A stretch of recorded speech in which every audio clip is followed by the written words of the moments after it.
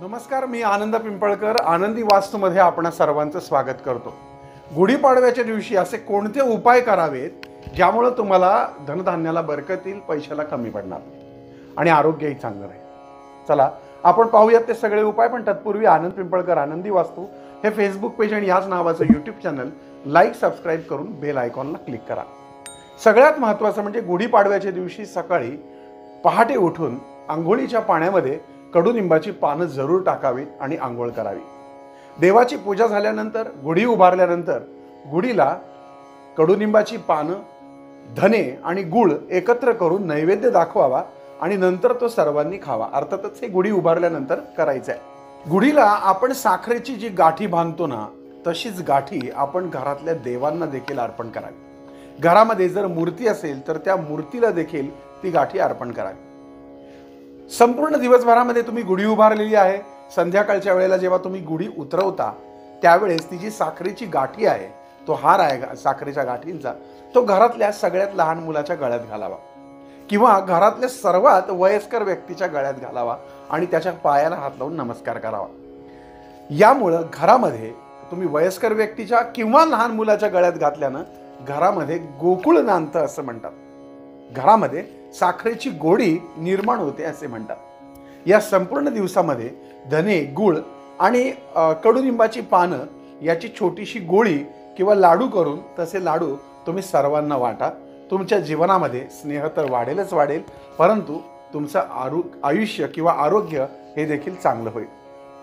गुढी उतरवल्यानंतर तुम्ही जी गुढीला बांधलेली कडुनिंबाची जी फांदी आहे त्यातली 21 पानं काढा आणि ती पैशाच्या कपाटामध्ये पांढऱ्या पुरचुंडीत घालून ठेवा।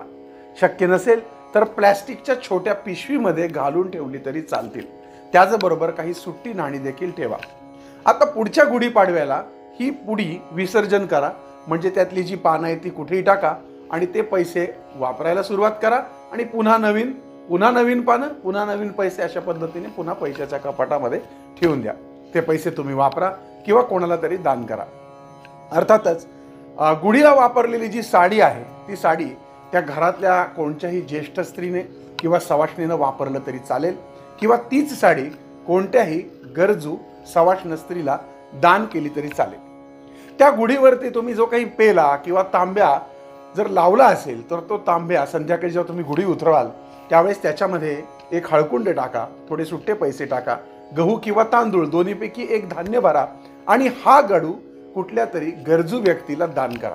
जर कोणी गरजू व्यक्ती घेणार नसेल तर कोणत्याही मंदिरामध्ये तुम्ही तो सोडून येऊ शकता।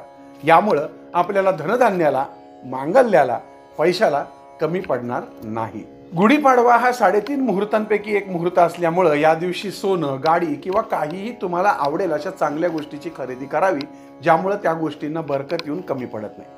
गुढीला लावलेली लिंबाची पानं त्यातली काही पानं काढून ही धान्यातल्या घरातल्या धान्यामध्ये ठेवावी। अन्नपूर्णा देवी यामुळे प्रसन्न राहते। गुढीपाडव्याच्या दिवशी आपल्या घरातील देवपूजेतील अन्नपूर्णा ही छोट्या पसरट ताटलीत घेऊन त्यावर तांदूळ ठेवावेत, त्यावर तिला स्थापन करावी, तिची यथासांग पूजा करावी, विविध पदार्थ, फळं, शिजवलेल्या पदार्थांचा नैवेद्य तिला दाखवावा, असं पूर्ण महिनाभर करावं। चैत्रांगण रांगोळी ही खूप प्रसिद्ध आहे, ही देवापुढे काढा। गुढीपाडव्याच्या दिवशी चांगल्या कामाचा संकल्प करा आणि तो पूर्णत्वाला न्या। हिंदू धर्मातला नववर्षाचा हा पहिला सण असल्यामुळं तो श्रीखंड आणि गोड खाऊन साजरा करा। त्याचबरोबर गुढी उभारते वेळी ही विजयाची गुढी आपल्या आयुष्यामध्ये अशीच उभारलेली राहावी म्हणून प्रतिकात्मकता म्हणून ही गुढी प्रत्येकाने उभी करायलाच हवी। या दिवशी आवर्जून 5 किंवा 11 आंबे आणा, ते देवापुढे त्यांना नैवेद्य दाखवा आणि या दिवसापासून आंबे खायला सुरुवात करा। आंब्याचं देखील दान करा। या दिवशी सूर्यनारायणाच्या पूजेचं देखील अत्यंत महत्त्व आहे आणि म्हणून सूर्याला दर्शन घ्या, अर्घ्य अर्पण करा। अशा पद्धतीने गुढीपाडव्याच्या दिवशी साधे सोपे उपाय करून आपल्या नवीन वर्षाची सुरुवात करा आणि आपल्याला आलेला अनुभव मला कळवा। आनंद पिंपळकर आनंदी वास्तू फेसबुक पेज आणि याच नावाचं यूट्यूब चॅनल लाईक सबस्क्राईब करून बेल आयकॉनला क्लिक करा। पुन्हा भेटूयात पुढच्या भागात। तोपर्यंत तुमच्या आनंद पिंपळकरचा तुम्हाला जय साईराम। पुन्हा एकदा नवीन वर्ष शुभचिंतन।